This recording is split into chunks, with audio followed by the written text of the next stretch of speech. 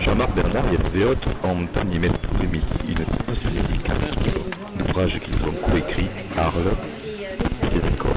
Ils publient Honoré Clair, mais a collaboré avec un autre éditeur assez connu sur la place arlésienne, Actes Sud, et un établissement parisien qui a ouvert ses portes en 2007, la Cité de l'Architecture et du Patrimoine, pour lequel on a fait une collection d'ouvrages qui s'intitule Les grands témoins de l'architecture.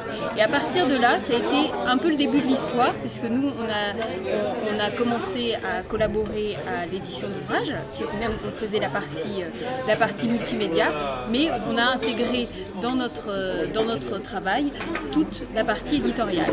Et de là, à partir de ce nouveau savoir-faire, l'équipe s'est étoffée et aujourd'hui on lance un département édition qui s'appelle les éditions Honoré Clair, en hommage à un archéologue arlésien du 19e siècle. Et par ailleurs, nous sommes place Honoré Clair pour éditer des livres dont la thématique éditoriale sera architecture, patrimoine, avec des modélisations 3D ou pas.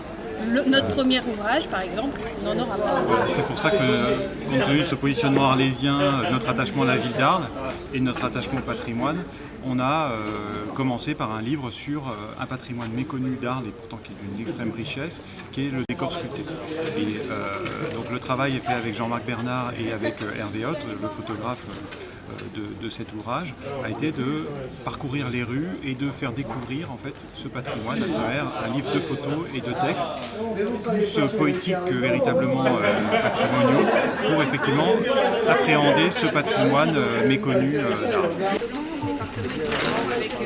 Ça a eu lieu alors. Ça a eu lieu en 2 temps. Oui, voire plus. Le démarrage. En fait, moi, j'étais parti avec les éditeurs à Pompéi pour commencer pour faire un livre. Et puis, on s'est super bien entendu avec les éditeurs et on s'est dit, est-ce qu'on ferait pas quelque chose pour Arles?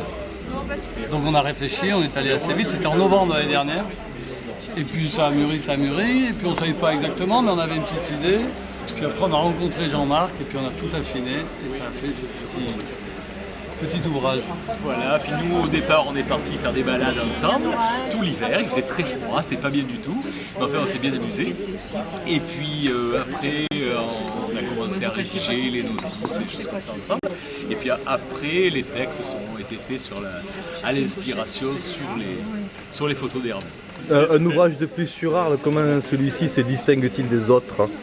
Je sais pas, un ouvrage de plus, pour nous c'est notre premier. C'est simple. C'est le meilleur. Tu l'as pas regardé? Non, c'est un vrai plaisir à réaliser parce que c'est une vraie nouvelle visite pour nous. Le fait de l'avoir réalisé, c'est mieux regarder la ville. Donc j'espère qu'on va pouvoir le partager avec les gens. Ouais, c'est un regard plus poétique que patrimonial, on va dire. Il est poétique, il est patrimonial, il est sensible, il y a de l'érudition de la part de Jean-Marc. Tout ça sur une chose assez légère, mais précise, concise.